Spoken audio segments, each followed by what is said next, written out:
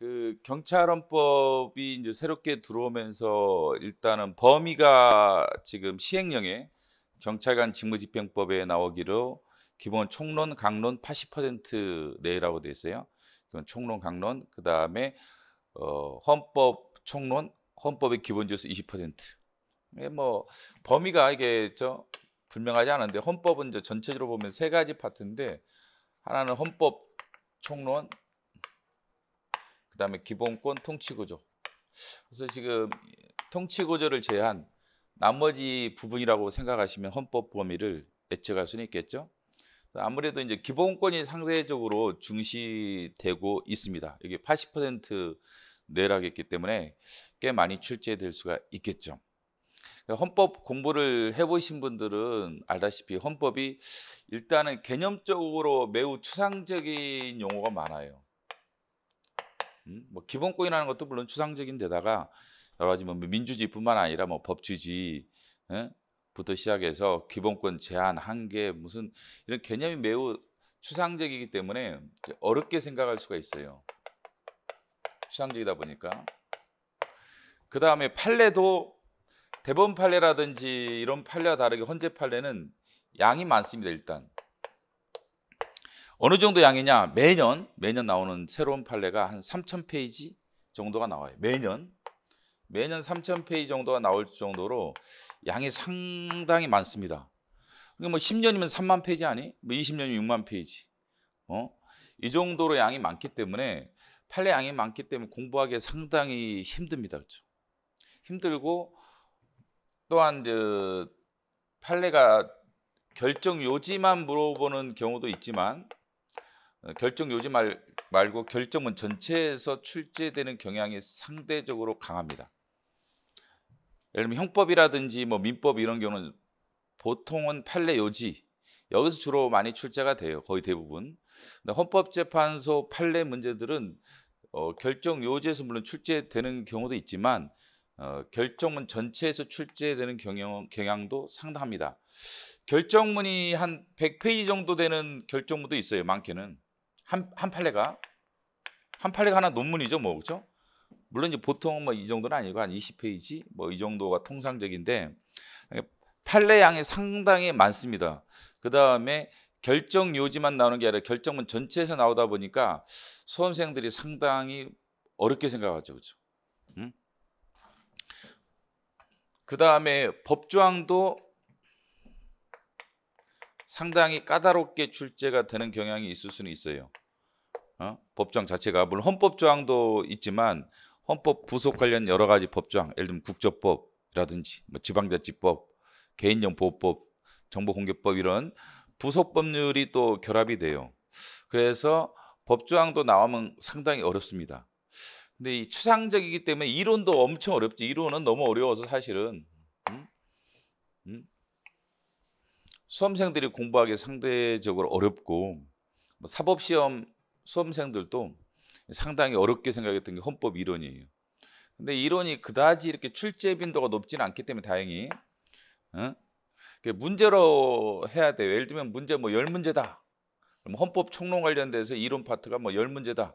이렇게 문제로 찍어서 공부를 해야지 이거를 뭐 헌법 이론을 공부하다가는 이게 몇 년이 걸려도 합격하기 힘듭니다. 그래서 이론 너무 걱정하지 마시고 문제를 만들어주면 그거로 공부를 하면 그거로 족합니다. 그 다음에 판례가 아까 말씀드렸는데 양이 많다 보니까 무엇이 출제될지를 알 수가 없어요.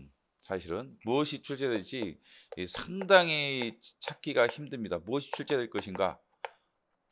그다음 출제되더라도 어떤 내용이 출제될 것인가, 어떤 게 답으로 나올 것인가에 대해서는 좀 더 어렵죠. 어떻게 출제될 것인가, 이것도 문제가 되죠. 지금 이 PPT 자료는 아닌데 좀 보면은 글씨가 너무 적을 거예요, 이게. 그래서 PPT 자료로 만든 건 아닌데 제가 이번 경정시험을 분석을 해봤어요. 경정시험. 이번 달 1월 달에 있었던 시험입니다. 자, 분석을 해보니까 어떻게 출제되고 무엇이 출제되니까를 분석을 해보니까 주로 출제되는 게 기출이죠. 기출. 가장 많은 게 기출인데 좀 글씨가 너무 적어서 이제 안 보이긴 하겠지만 기출이 상대적으로 많아요. 40문제가 출제가 됐는데 경정시험에서 경정승진에서 6문제가 통치구조예요. 그러니까 어차피 기존에 뭐 경찰 관련된 헌법 문제도 주로 여기서 출제됐던 거예요. 6문제고 나머지 34문제가 헌법총론과 기본권에서 출제가 됐어요. 34문제가 사지선다죠. 사지선다면은 이게 문제가 136개 선지로 구성이 되죠. 136개 선지에서 기출 그대로 출제된 것을 분석을 해보면 기출 그대로가 125개예요. 써져 있는데 여러분 안 보일 거예요. 그 다음에 기출선지 변형한 것, 교재로 이제 나가신 분들 한번 보세요. 교재로 나가신 분들은 15페이지 한번 보시면 기출선지가 변형된 게 한 10개 정도 돼요. 변형 10개. 그 다음에 기출이 없었던 게 1개. 기출이 아예 없었던 게 1개입니다. 그래서 올해 2021년 경정승진시험의 헌법 문제는 40문제였는데 6문제가 통치 구조였고, 근데 여기는 지금 시험 범위는 아니에요.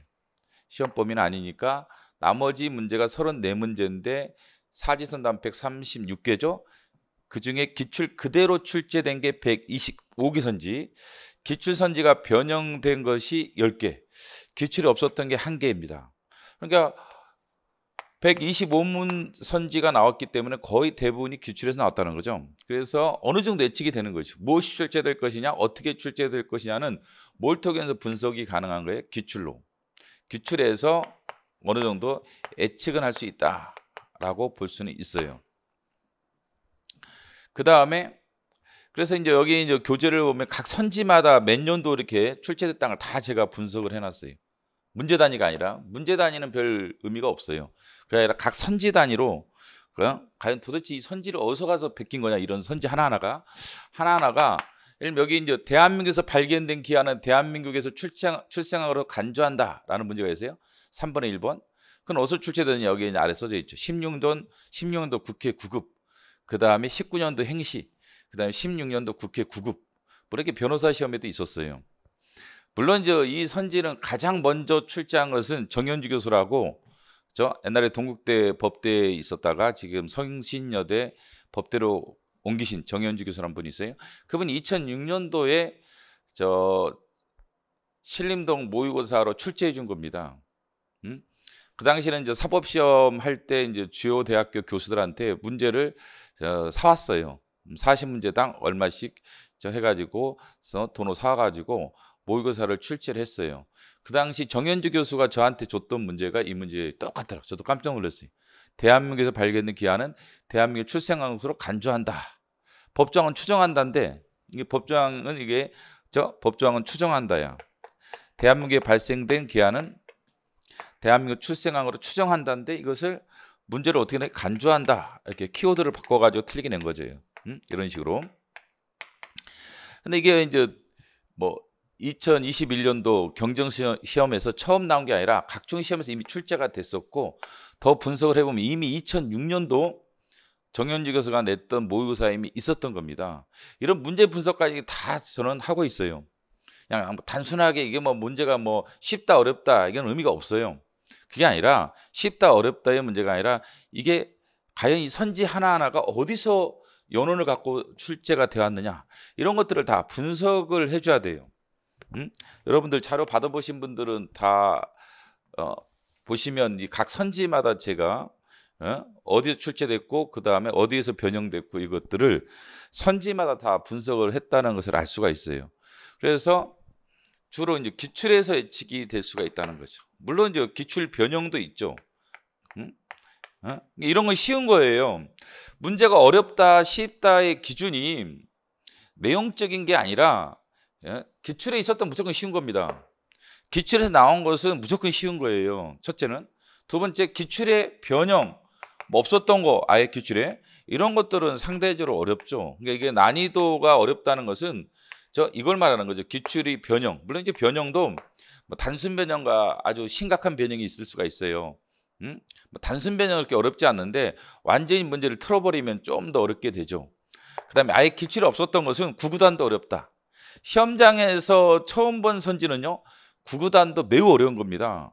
갑자기 여러분도 구구단 물어봐. 갑자기 깜짝 놀라죠? 똑같습니다. 기출은 예측된 건데 기출이 없었던 건 예측이 안 된 것이기 때문에 시험장 가서 기출이 없었던 선지를 여러분들이 보게 되면은 상당히 긴장이 돼요. 그래서 난이도가 제일 어렵죠, 사실은. 그런데 기출에서 그런 대부분 여기서 이제 출제가 됐어요. 물론 이 올해 경정승진 시험처럼 내년 시험 문제에도 그 출제될 수 있을 것이냐? 그럼 이게 뭐 한 90% 가까이가 기출에서 나왔는데 내년에도 그럴 것이냐에 대해서는 뭐 장담은 못하죠, 그렇죠? 누가 장담할 수 있겠어요, 그렇죠? 장담은 못하는데, 그렇죠? 상대적으로 기출에서 많이 반영될 것은 분명하다. 그래서 그 보통 어렵게 출제되면요, 보통 기출에서 한 70% 정도가 이제 기출이 반영되고 30%가 여기에 해당하면 어렵다고 생각돼요. 수험생들이 실제 시험장에서 이 정도면 어렵다고 생각합니다. 쉽다는 건 뭐냐면 뭐 이 정도면 엄청 쉬운 거죠. 보통 95대 5다 그러면 쉬운 거죠. 뭐 90대 10도 쉽다 봐야죠. 여기까지는. 근데 어렵게 출제되는 연도는 한 이 정도 반영이 돼요. 기출이 한 70 반영되고 기출을 상당히 많이 변형한 거랑 기출 없던 것이 한 30 정도 반영이 된다. 그러면 나름 어렵다고 봐야겠죠. 저 정도면 어렵다고 봐야 되고. 그래서 내년에 뭐 이렇게 나올 것 같지 그렇지는 않을 것 같아요. 내년에는 뭐 이 사이겠죠. 뭐 90? 뭐 이 정도 왔다 갔다 하지 않을까 이렇게 예측은 되죠. 뭐 85도 되고 85에서 90 그럼 이제 10에서 15 정도 이 정도로 이제 비율이 확정이 될 거예요. 그래서 이제 기출에서 많이 반영될 것은 분명하죠. 분명합니다. 근데 기출에서만 물론 출제해야 된다고 할 수는 없는데 기출에서 많이 출제가 되죠. 근데 문제는 뭐냐면 기출이 상당히 많아요. 헌법 기출이 상당히 많이 있습니다. 기출 문제가. 그래서 매년 한 300여 문제가 헌법 기출이에요.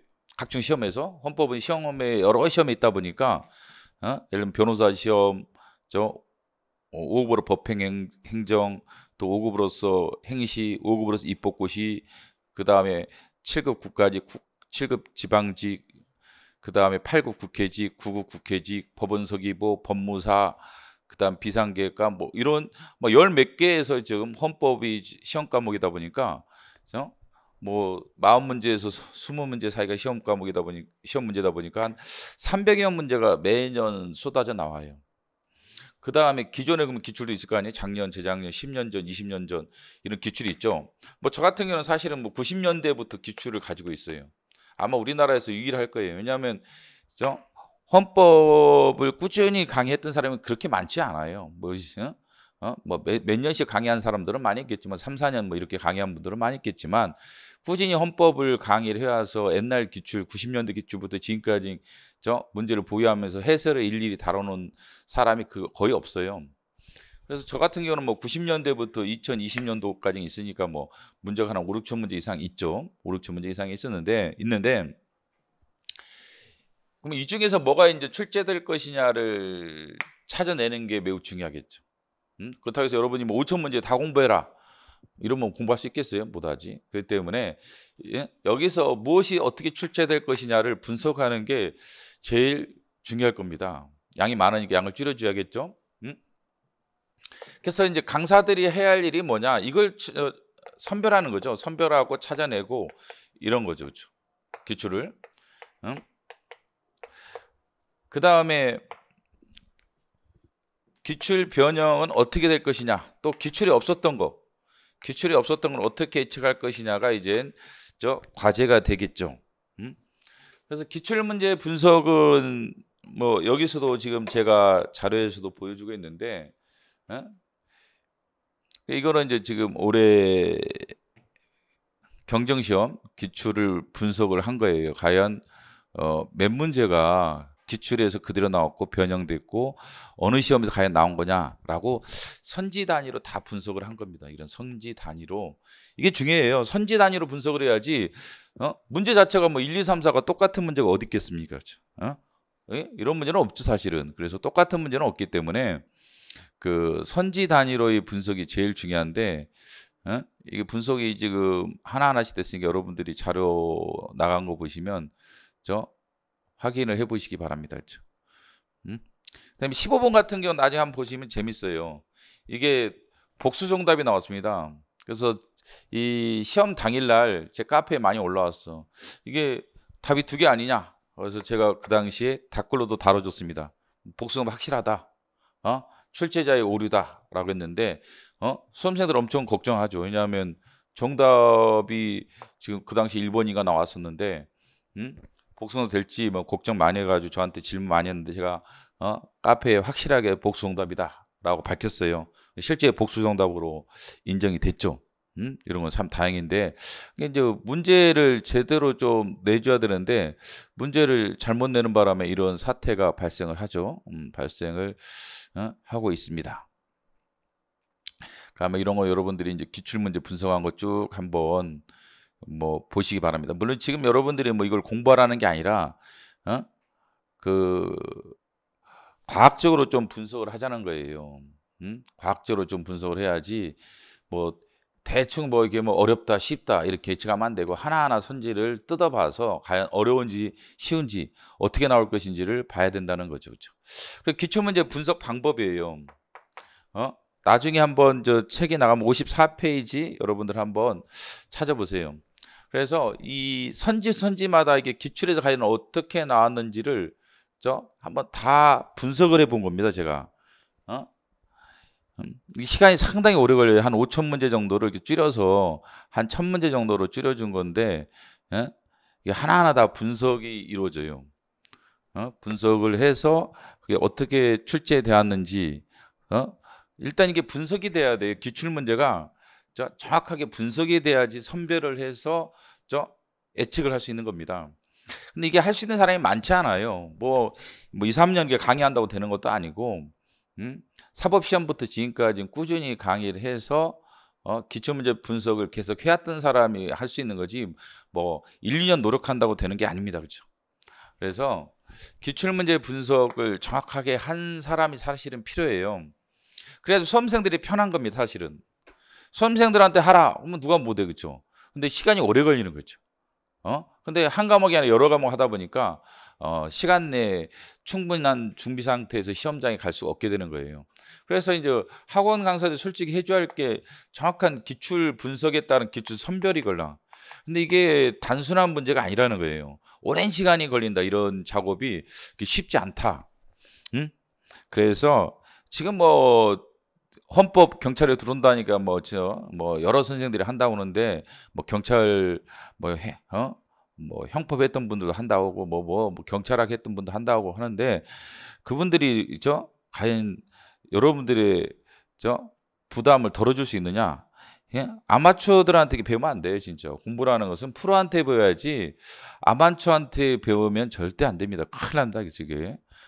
그래서 기출을 충분히 분석해서 기출을 선별할 능력이 있는 선생을 찾아야 된다. 많지 않다. 그 다음에 수험학적으로도 그래요. 자기가 일단은 시험에 합격을 해본 선생이 가르치는 게 맞는 거죠. 자기도 시험에 떨어진 사람이 수험생들한테 합격의 길을 알려주겠어요? 저는 솔직히 1차 고시를 1차 시험을 딱 2달 만에 합격한 사람이에요. 뭐 제 합격 수기도 있는데 딱 2달 만에 1차를 우수한 성적으로 합격한 사람입니다. 그렇기 때문에 뭐든지 마찬가지예요. 한번 해본 사람이 잘하지 뭐 안 해본 사람이 상상 가지고 되는 게 아닙니다. 합격도 합격해본 사람한테 배워야지 이거 해보지도 않은 사람이 상상으로 뭐 이렇게 될 거라고 해서 강의한다고 되는 게 아니에요. 그래서 기출 분석도 합격자의 감이 필요한 겁니다. 아, 이게 나올 거야, 안 나올 거야. 이런 감을 통해서 기출이 분석에 대해서 기출을 선별해서 수험생들이 편하게 받아들일 수 있도록 해줘야지. 잘못하면 나오지 않는 것만 열심히 설명하면 뭐 하겠습니까? 그렇죠? 그래서 기출 분석을 제대로 할 수 있는 사람한테 배워야 한다. 라는 거죠. 그다음에 판례 쉽냐? 아까도 말씀드렸지만 판례가 엄청 복잡합니다. 지금 1월달 판례인데 여기 잘 안 보이겠지만 고위공수처 사건에 대한 헌법소원 판례입니다. 이게 이제 요약한 부분이에요. 지금 65페이지부터 시작하는데 이게 몇 페이지예요? 65페이지부터 시작하는데 이게 65페이지부터 시작하는데 판례 요약한 것이 몇 페이지냐면요. 지금 75페이지예요. 65페이지. 10페이지인 겁니다. 판례 하나가 10페이지인데 그럼 우리가 판례를 공부했다고 해서 문제를 맞추느냐? 그렇지는 않아요. 공수 판례 나올 것 같냐? 거의 나올 가능성이 매우 높다고 봐야죠. 내년 시험에 뭐 거의 나온다 이렇게 봐야 된단 말이죠. 그러면 공수 판례가 나온다 그래. 공수처 판례가 나온다. 좋다 이게. 나온다. 출제될 거다. 예측을 했어요? 출제될 것이다. 예상을 했다. 근데 문제가 나왔다. 문제 시험장에서. 그러면 정답을 맞출 수 있느냐 수험생들이? 그러지 않습니다. 그렇죠? 그 옛날 사법시험 같은 경우도요. 개발제한구역 판례, 그린벨트 개발제한구역 판례가 있었어요. 근데 그걸 다 예상을 했습니다. 출제될 것으로 다 예상을 했어요. 그게 97년 12월인가 나왔을 거예요. 출제될 것으로 다 예상을 했는데 실제 시험장에 갔더니 신림동 수험생들이 다 틀리고 온 거예요. 정답을 못 맞춘 겁니다. 그렇죠? 근데 걔네들이 누구야? 서울대 법대부터 시작해서 뭐 고대 법대 우리나라에서 뭐 날고 기고 공부 잘한다는 애들이 시험장에 갔는데 다 틀리고 왔어요. 그게 골 때리죠. 이게 사실은 이게 쉬운 게 아니라는 거예요. 이 판례가 나올 거야. 그건 누구도 예측할 수 있어요. 아유 뭐 저 중요한 판례는 건 알죠. 그런데 이거는 예상이 되는데 이게 예상이 돼야 되는 게 문제로서 예상이 돼야 되는데 문제로서 예상하지 않고 판례로서 예상을 해준단 말이죠. 이게 나올 판례야. 좋다 이거예요. 그럼 시험장 가면 맞추느냐? 아이고 진짜 택도 없는 놈들. 나는 그때 참 많이 느꼈어요. 서울대 법대 애들이 우르르 틀게 나왔습니다. 그렇죠? 제가 이게 옛날에 이 문제가 나올지는 저는 알았지. 근데 저는 어떻게 했느냐? 문제로 예상을 해줍니다. 판례로 예상하는 의미가 없다. 법도 마찬가지야. 법조항으로 예상하고 판례로 예상해서 적중 우리 광고를 합니다. 적중 100% 적중. 의미가 뭐가 있냐 그렇죠? 그러면 뭐 저 영어 사전에서 에센스 사전에서 다 나왔다. 나는 에센스 사전에서 나온다고 생각한다. 그래서 거기서 나왔어. 그럼 100% 적중입니까? 아니에요. 그렇죠? 에센스 사전에서 뭐가 나올 건지 어떻게 나올 거냐가 중요한 거죠. 마찬가지 공수 판례가 나온다. 좋다 이게야. 내년 나올 거예요. 나온다. 예상을 했어. 100% 적중. 근데 수험생들은 틀린다니까 문제가 있죠. 제가 서울대 법대 애들이 우르르 틀린 것을 목격한 사람이에요. 개발적인 판례 나온다. 신림동에 있는 선생들이 다 예측을 했습니다. 수험생도 다 예상을 했어. 예상을 했습니다. 근데 시험장 가서 우르르 서울대 법대 애들이 틀리고 왔어요. 그래가지고 저는 근데 그 정답을 정확히 예측을 했다. 그래가지고 문제를 예측을 했어요. 저는 이걸 예측 의미가 없다. 문제를 예상을 해야지. 그래서 옳지 않은 점은 다음 중 옳지 않은 것은 거의 제 정답이 실제 시험에서 정답으로 그대로 나왔습니다. 제 정답이 그 당시에. 그래가지고 신림동 애들은 얄짤없어요. 그렇죠? 그러니까 우르르 저한테 강의 다 들어왔어요. 그래서 제가 신림동 사법시험부터 행시까지 다 싹쓸이하게 된 이유가 문제 예측력이에요. 다른 게 아닙니다. 제가 예측한 대로 나온다. 제가 예측한 대로 나와요. 그렇기 때문에 수험생들이 뭐 편하지. 왜? 다른 선생들은 이 판례에서 나올 거예요. 그래서 이제 판례를 이제 복사해 줘. 근데 실제 시험장에서는 어떻게 나와요? 문제로 나오는 거야. 근데 이 판례가 나올 줄은 아는데 문제가 어떻게 나올지는 모르는 거야. 시험장에서 제가 아까 말씀드렸지만 가장 어려운 문제는 무슨 문제예요? 시험장에서 처음 본 문제가 가장 어려운 겁니다. 무조건 시험장에서 처음 본 문제가 무조건 어려운 문제예요. 그래서 시험장에서 처음 막닥뜨리는 거야. 그럼 어렵지. 그렇게 수험생들이 틀리는 겁니다. 그렇죠? 이게 수험들이 틀리는 거예요. 그래서 문제를 예상해 줄 수 있는 선생을 차지한다. 그렇죠? 문제를 예상해 줄 수 있는 선생도 선생을 차지한다라는 거죠. 그래서 기출도 마찬가지예요. 5천 문제 뭐 다 줄 수도 있고 뭐 다 줄 수가 있어요. 근데 그걸 어떻게 예상해서 줄여줄 것이냐가 문제가 되는 거예요. 근데 판례가 나왔다. 법조항이 나왔다. 아까 법조항 얘기도 했지만 법조항이 나왔다. 법조항은 추정이야. 대한민국에서 발견된 기한은 대한민국에서 출생하고 추정한다. 그러면 이게 문제로 만들어주면 돼. 그러면 간주한다 이렇게 나올 거다. 이게 X다. 추정한다가 지금 현행법이고 분명히 간주한다로 나온다. 추정과 간주를 몰라도 된다는 거야. 추정과 간주를 알아라는 얘기 아니라 추정이란 단어 대신 간주라는 단어로 들어올 거다. 이것을 뭐로? 문제로 예상을 해줘야 돼. 문제로 예상을 해줘야지 수험생들은 문제를 맞추는 거지. 자, 이게 배웠어요? 야, 국제법 2조 가보니까 2조 2항에 대한민국에 발견된 기한은 대한민국 출생으로 추정한다. 자, 아셨죠? 추정됩니다. 끝. 시험장 갔더니 그냥 저 추정한다, 간주한다고 나왔어. 근데 수험생들이 정답을 찾을 수 있느냐? 물론 그런 수험도 있겠죠. 정답을 찾는 수험생도 있겠지만 대체적으로 못 찾는다. 이 수험생들을 해보라면 못 찾아요. 그래서 밖에 나와서 이게 뭐야? 이래 된단 말이죠. 그렇죠? 그래서 1년 더 해야 돼. 그래서 이게 아니라 추정한다를 배우는 것이 중요한 게 추정과 간주가 뭐가 중요한 것도 아니에요. 뭐 민법적으로 추정과 간주를 비교해가지고 이거는 반증 사유가 있으면 바로 추정이 깨진다부터 시작해서 뭐 어떻게 설명해줘봤자 무슨 말인지 못 알아들어. 솔직히 말해서. 물론 사법시험 하는 애들이 민법을 해야겠지만 여러분은 거의 민법을 안 하는데 이게 되겠어요?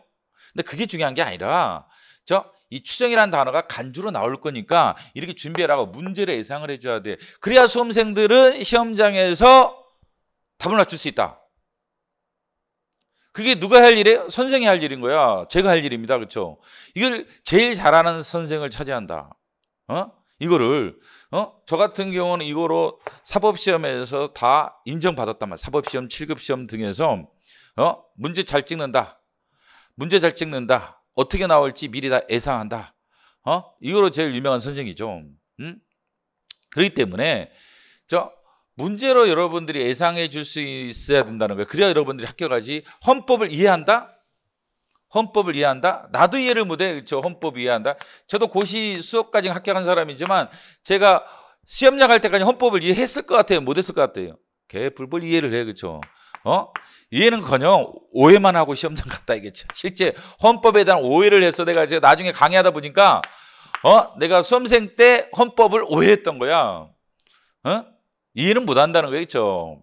그래서 이해했다 안 했다 보다는 문제가 어떻게 나올 것이냐 예상하고 들어가냐가 더 중요하다 이겠죠. 물론 이거에 필요한 이해 정도, 간략한 이해 정도는 이 정도는 좀 해줄 필요는 있겠죠. 뭐 전혀 이해하지 마라 이거는 의미가 아니라 이 정도 대충 어슴프레가 알고 이렇게 나올 거야. 그러면 이쪽에서 발견된 기하에게 나오면서 이게 나오면 추정이면 0, 간주면 X야. 자, 이렇게 준비해 들어가. 이래야지 수험생이 맞추는 거지. 뭐 이해한답시고 막 강의해줘봤자 되는 게 아니라는 거죠. 이해는 보완적 도구다 이게. 보완적 도구지.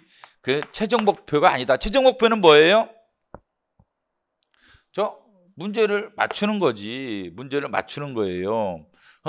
그거를 선생들이 해줘야 된다. 라는 거예요. 그러면 이게 수험학적인 감각이 매우 좋은 선생을 찾아야 돼. 그럼 어떤 선생이? 시험 합격해 본 경험 있는 사람. 시험 합격.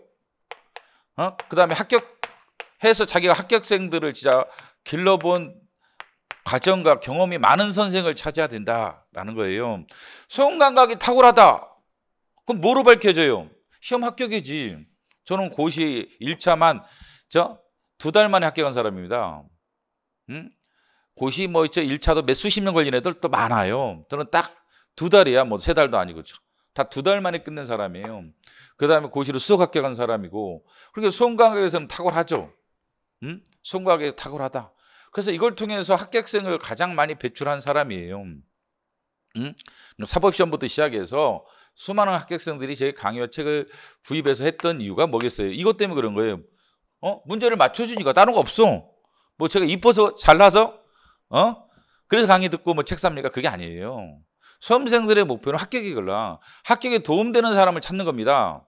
수험생들이 합격에 도움되는 사람을 찾는 거예요. 그래서 이것을 증명한 선생을 찾는 게 바람직하죠.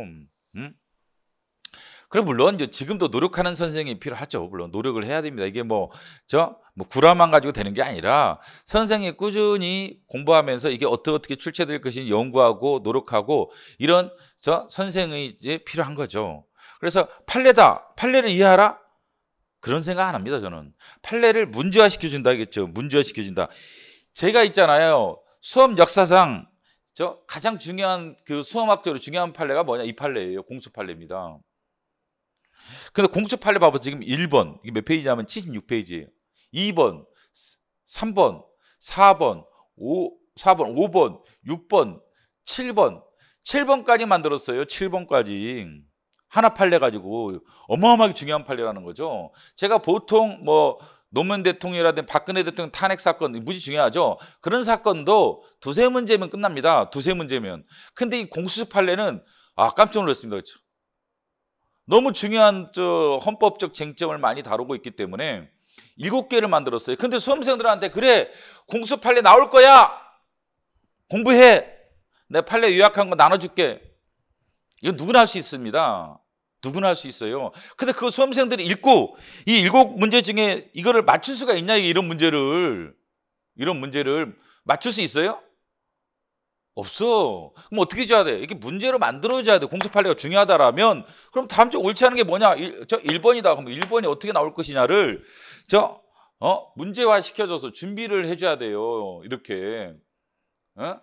제가 신림동에서 사시가 없어지는 과정에서 강의를 안 했어요. 강의를 안 하니까 수험생들이 제일 답답했다고 그래. 뭐 이것 때문에. 문제를 만들어줄 능력 있는 선생님이 없다는 거예요. 능력과 의지를 가지고 있는 선생님이 필요한 건데 능력도 없고 의지도 없는지 안 한다는 거예요. 그렇죠? 안 한다 선생들이. 그래가지고 나한테 많이 찾아왔어요. 뭐 사법시험 없어졌는데 내가 왜 강의하느냐. 이제 없어질 건데 몇 년 후에 없어질 건데 의미가 없다. 나는 그랬었는데 이게 문제화된 공부가 상당히 필요합니다. 여러분이 왜 공부해요? 합격을 위해서 공부하죠. 근데 객관식 OMR 카드에 답을 체킹하는 겁니다. 답을 체킹하는 거야. 1, 2, 3, 4, 4가 있다. 그럼 여기서 답을 체킹하는 거예요. 해설서 쓰는 거예요? 시험장에 해설서 쓰나? 그게 왜 답인지 이유를 다 알아야 되나? 그렇지 않아요. 답을 찍을 수 있으면 된다. 아까 추정이 간주로 바뀌는구나. 그럼 이게 X구나. 그래서 이게 2번이다. 그럼 2번 답을 찍으면 되는 거예요. 이유를 써주는 게 아니란 말이에요. 여러분들이. 이유를 써주는 게 아니에요. 정답을 찾는 거란 말이에요. 객관식이라는 것은. 주관식은 이유를 써줘야지. 그러니까 선생들이 자꾸 있잖아요. 주관식과 객관식을 헷갈리는 선생도 있어요. 객관식은 OMR이 신이야 신. OMR 신. 저는 이게 OMR 카드를 OMR 신이라고 그래요. OMR 신께서는 귀도 눈도 없다. 그렇죠? 내가 그래요. 야 귀도 없고 눈도 없어. 그냥 기계적으로 채점하는 거야. 그렇죠? 기계적으로 채점하는 것이지 OMR 신한테 뭐 빈다고 되는 것도 아니고 뭐 이유를 쓰면 빵점 처리돼요. 여기다 이상한 얘기 쓰면 빵점 처리돼요. 뭐만 찾으면 돼요? 정답만 찾으면 되는 거예요. 객관식은. 주관식은 OMR 카드가 아니죠. 내용을 써줘야 돼. 이해도 해야 되고 논리적 근거도 돼야 되고 이런 능력이 또 필요합니다. 그래서 주관식을 잘한다고 해서 객관식을 잘하는 게 아니에요. 또 객관식을 잘한다고 해서 주관식을 잘하지는 않습니다. 둘 잘하는 사람이 있죠. 물론 저죠. 저 같은 사람은 둘 다 잘했어요. 주관식에서도 1등 한 사람 아니에요. 그렇죠? 객관식 2달만 합격한 사람이고. 그 때문에 저는 뭐 주관식과 객관식을 다 잘한 사람이지. 물론 여러분들 뭐 이 수석이랑 2등만 해도 차이가 많아요. 합격생이랑 수석을 똑같이 보면 안 돼요. 한번 뭐 사법시험에서 뭐 1등부터 1000등이 있는데 옛날에 1000명 뽑았갈랑 그렇죠?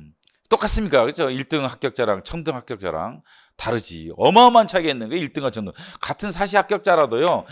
수석이냐 100등으로 합격했느냐 1000등으로 합격했느냐 차이가 어마어마한 차이가 있는 거예요. 수합격자는 뭐 일반 합격자랑 생각하시면 안 됩니다. 그렇죠? 그래서 주관식 또 저도 잘해요. 근데 이게 주관식처럼 강의하면 안 된다고 보는 거예요. 저는. 왜?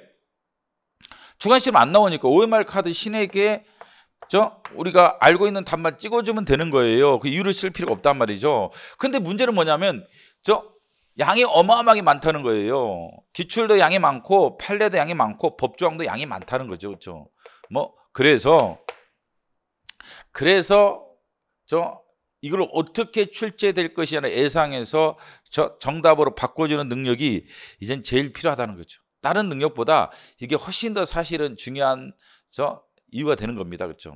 그래서 생각을 잘 여러분들이 해보셔야 돼요. 물론 기출 중요하냐? 중요하죠. 뭐 이런 얘기 다 들어보셨잖아요. 판례 중요하냐? 중요하다. 뭐 이거 중요하지 않다는 사람이 어디 있어요? 법이 중요하냐? 중요하다. 다 알고 있어요. 근데 문제는 이게 어떻게 출제될 것이냐의 문제예요. 그럼 어떻게 예상할 것이냐 문제로. 이게 여러분들의 이제 과제가 되는 거예요, 사실은. 근데 여러분이 그럴 능력이 있습니까? 없죠, 사실은. 이게 뭐 하루아침에 키워지는 능력이 아닙니다. 그렇죠? 뭐 1년, 2년 해서 되는 게 아니에요. 뭐 형법 강의하다가 뭐 경찰학 강의하다가 이게 될 수 있는 능력이 아니라 상당한 시간을 들여줘야 돼요. 그래서 이게 문제가 예상이 돼야 되지. 그냥 하다는 자, 선무동이 사람 잡는다 큰일 날 일이다, 사실은. 우습게 보면 안 돼요. 과목이 3과목인데 우습게 보면 되겠어요? 한 과목이라도 삐끗나면 합격 못하는 거예요. 과목 수가 줄면은요 더 살 떨리는 겁니다. 과목 수가 많으면 어떤 한 과목이 잘 안 나와도 다른 과목으로 보충이 돼요. 근데 과목 수가 적으면은요 이게 보충이 잘 안 된다는 거죠. 그렇기 때문에 이게 내년 시험이 그게 만만할 거냐 잘 모르죠. 저도 모르지만 만만하게 생각하더라도 큰 코 다칠 수도 있다. 그래서 문제를 정확하게 예상을 해서 시험장에 여러분들이 가야 된다. 라는 거예요. 자, 그래서 이제 기출이 중요하다. 좋다, 이게. 그렇죠? 기출이 중요하다. 이건 아까 제가 말씀드린 대로 기출 선지가 가장 많이 반영될 거다. 이런 이유 때문에 기출이 가장 중요하다는 것은 부정할 수 없습니다. 근데 문제는 기출 5천 문제인데 어떻게 기출이 중요하다는 얘기냐, 도대체. 이게 이제 과제라는 거야. 기출이 중요하다는 걸 누가 몰라. 이건 좋다 얘기야. 근데 5천제를 어떻게 하라는 얘기냐 지금. 어떻게 하라는 얘기냐. 5천제를 중요하다는 걸 알겠는데. 그렇지. 이것을 추려서 압축해줘 가지고 나올 만한 다시 선지로 선별해주고 이런 작업을 해줄 선생이 필요하다 이겠죠. 예? 그 다음에 모의고사를 연습시켜주고 이런 선생이 필요하다. 라는 거지. 판례가 중요하냐? 중요하다. 그렇죠. 근데 이게 5만 페이지, 6만 페이지면 어떻게 할 거냐? 6만 페이지면 1년에 3천 페이지 쏟아지는데 이거 어떻게 할 거냐? 이거 어떻게 할 거냐? 그렇죠? 이것을 문제화 시켜줘서 압축 문제로 예상해 줄 선생을 차지한다. 그렇죠? 문제로 예상해야 한다. 여러분이 할 수 있는 일이 아니에요. 헌법은. 제가 봐도 저도 시험 합격할 때까지 헌법이 뭔지도 몰랐고 강의하는데 3년 차까지 헌법이 뭔지도 모르고 강의한 사람이에요. 사실은. 3년 지나니까 조금씩 알기 시작하더라고. 지금도 새로운 내용이 많아. 저는 3년을 해도 헌법은요 강의를 3년을 해도 이게 안 되더라고. 사실은 제가 깜짝 놀랐어요. 그렇죠? 3년 하다 보니까 1년 차에 거짓말 엄청 많이 했어. 그렇죠? 모르고 막 엄한 소리 하고 말이야. 그렇죠? 말도 안 되는 소리 하고 이거 엄청 했어요. 저도. 아니 고시 수학경 사람도 강의하는데요 진짜 엄청 헛소리 하는 거야. 말도 안 되는 소리 하는 거야. 예? 3년 지난 게 조금씩 알겠다. 그렇죠? 조금씩 이것도 다 하는 것도 아니고 다 하는 것도 아니고 조금씩 하는 거야. 그렇죠? 근데 여러분들이 뭐 이거를 다 뭐 해서 이론까지 해서 시험장에 간다 내년에 이거 헌법 하나만 가지고도 5, 6년 걸려도 안 돼. 이게 안 된다. 그래서 결론적으로는 이런 것들을 문제로 예상을 해줄 수 있어야 한다. 법정도 마찬가지야. 새로운 법정이 나왔다. 그러면 이게 문제로 예상을 해줘야 돼요. 제가 한 4, 5년 전에도 7급 시험에서 국회법이 7월 달에 개정이 되고 그때 8월인가가 시험했을 거예요. 인사청문 특별위원회가 상설에서 비상설로 바뀌었어요. 이때. 그래가지고 저 같은 경우는 법이 많이 개정돼도 다 안 나눠져요. 나올 것만 딱 찍어서 문제화 시켜줍니다. 문제화 시켜줘요. 문제화 시켜준다. 중요한 것은 문제화 시켜주는 거예요. 그래서 이걸 딱 문제화 시켜서 그대로 나왔어요. 똑같이 정답으로. 다음 중 옳지 않은 것은 인사청문 특별위원회는 상설화되어 있다. X 예를 들면 이런 식 예를 들면 그대로 나왔어요. 그렇게 상설화되어 있다. 이렇게 나올 거라서 이렇게 해서 딱 찍어주는 거예요. 아니 뭐 법정 나왔다 그러면 법정이랑 프린트해서 나눠줘. 그 누가 못합니까? 요새는요, 홈페이지 가보세요. 법제처 홈페이지라든지 국회 홈페이지 가면요, 법 개정된 거 쫙 잘 돼 있어요. 그 출력해서 복사해서 나눠주는 거, 그런 뭐, 개나 소나 할 수 있는 거예요. 그쵸? 개나 소나 누구나 다 할 수 있는 거예요. 어떤 선도 할 수 있고, 성의가 있든 없든, 능력이 있든 없든, 다 할 수 있는 거예요. 그래 놓고, 100% 적중, 이렇게 강의하죠. 100% 적중, 적중. 에센스 사전에 있습니다. 100% 적중. 에센스 사전에 있다. 100% 적중. 그걸 누가 못합니까? 그 얘기를. 그게 아니라 그 많은 법조항이 개정됐는데 나올 만한 법조항을 추려서 문제화 시켜줬느냐, 이게 중요하다, 그렇죠? 그 제가 딱 그렇게 했었어요. 이게 8월 달에 그대로 나왔지 뭐죠? 그대로 나왔어요. 그대로 나왔다, 그렇죠? 문제 몇 개 나눠주지도 않았어요. 딱 한 문제 나눠줬어요. 이것도 이 당시 제 기억에 법 개정된 거. 그래서 법 개정되든지 이렇다 한 것도 마찬가지예요. 문제화 시켜줘야 되고 나올 만한 걸 찍어주는 수밖에 없다, 그렇죠? 그럼 선생님이 매우 문제 감각이 탁월해야 돼요. 그래서 문제를 예상해 줘야지 이게 승부가 되는 거지. 이거 뭐 법정 읽어보세요. 자, 이 중에 나올 겁니다. 그 뭐 법제처 법률정보종합센터 이번에 법 개정됐으니까 그쪽 가서 보시든지 아니면 제가 출력해 줄까요? 자, 이만큼 줄 테니까 한번 보세요. 여기서 나올 겁니다. 나왔어요. 100% 적중. 에센스 사전에 내가 보라고 그랬죠, 여러분들? 에센스 사전에서 나왔죠, 이번에 영어 단어. 100% 적중입니다. 이거랑 똑같다는 거예요. 의미가 없다는 거죠, 그게. 그럼 어떻게 해줘야 한다는 거예요? 문제로 예상을 해줘야 한다. 문제로. 이게 중요한 겁니다. 모의고사 문제로 예상을 해줘야 돼요. 만약에 내년에 85 정도 나오고 15 정도 나온다 이게요. 85가 기출에서 나오고 제 생각에 이럴 가능성이 제일 높다고 봐요. 기출 상당한 변형, 그 다음에 기출이 없었던 거, 이렇게 될 가능성이 매우 높습니다. 기출에서 한 85 정도 나올 테고 기출에서 지금 변형에서 15 정도 나올 거다. 최근에 이제 법학경채는 아직 있잖아요. 법학경채는 작년에도 올해도 시험 보죠. 대충 그게 한 이 정도 어간이에요. 제 생각에는 뭐 법학경채 수준으로 나온다라면 뭐 이 정도 어간에 물론 뭐 90, 10이 될 수도 있어요. 이렇게 나올 가능성이 높아요. 이렇게 높은데 이거는 이제 5천 문제에서 선별해서 이렇게 지문을 분석해서 전달해 줘야 돼요. 선생은 5천 문제에서 이제 나올 만한 것들을 전달해 줘. 이거는 기출을 변형하더니 기출이 없었던 것은 예측해 줘야 되는 겁니다. 뭐로? 문제로. 이게 제일 중요하다, 그렇죠? 그래서 이걸 누가 할 것이냐가 문제가 되는 거예요. 누가 해줄 것이냐가 이제 문제가 되는 거예요. 여러분들이 할 수 있다? 그럼 제일 좋죠. 아까도 근데 이게 할 수 있냐? 힘들다겠죠. 힘들다. 저도 못했다. 저도 수험생 때 못했고, 저도 강의 3년차까지도 못했어요. 이게 힘들어. 쉬운 게 아니란 말이에요. 3년차까지도 만만치 않다 이게, 그렇죠? 그래서 어느 정도 시간이 필요하다. 헌법에 상당한 시간을 투자하고 노력하고 머리가 좋은 사람들이 그래야만 이게 가능한 얘기일 것이다 하는 거죠. 그 때문에 뭐 얼렁뚱땅 뭐였죠? 뭐 형법 강의하다 갑자기 이렇게 들어와가지고 하고 뭐 이런 게 되는 게 아니란 말이죠.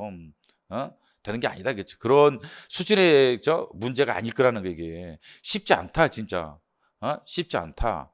이것만 해도 쉽지 않아요. 이게 쉽다? 아니 5천 문제에서 선별해 줘야 하는 게 쉽겠어요. 그 다음에 이걸 예상해 줘야 되는데 판례가 나왔다. 그럼 복잡한 판례를 분석을 해서 예상 문제를 만들어 줘야 되는데 이거 신림동 선생님들도 거의 안 해줬어요, 그 당시에. 이게 만만치 않기 때문에 그런 거예요. 없었던 문제를 새롭게 만드는 게 쉽지는 않기 때문에 이거 잘 안 해줘요, 선생들이. 그래서 이런 것들을 정확하게 이론 어렵다겠죠. 이론 어떻게 공부하냐? 못하지. 이론 어떻게 공부합니까? 헌법 이론 엄청나게 어렵습니다, 그렇죠? 헌법 이론.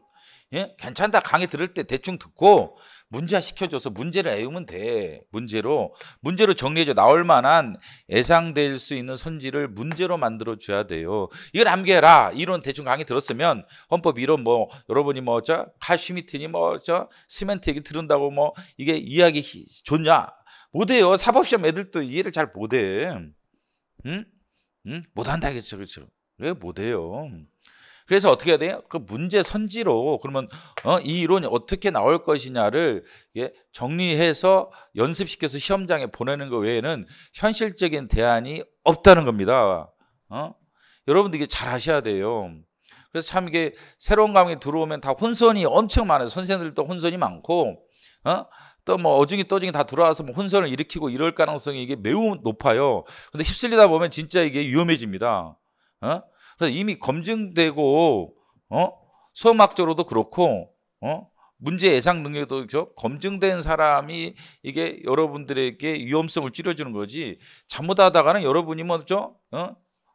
실험도가 될 수도 있다. 잘못하면 큰일 날 일이다. 그렇죠? 그래서 이게 진짜 조심하셔야 돼요. 조심해야 한다. 자, 그 다음에는 이제 헌법을 과연 근데 이제 공부할 때 이제 어떻게 이제 공부할 것이냐, 다음 시간에는 그거에 대해서 좀 설명을 해드리도록 하겠습니다.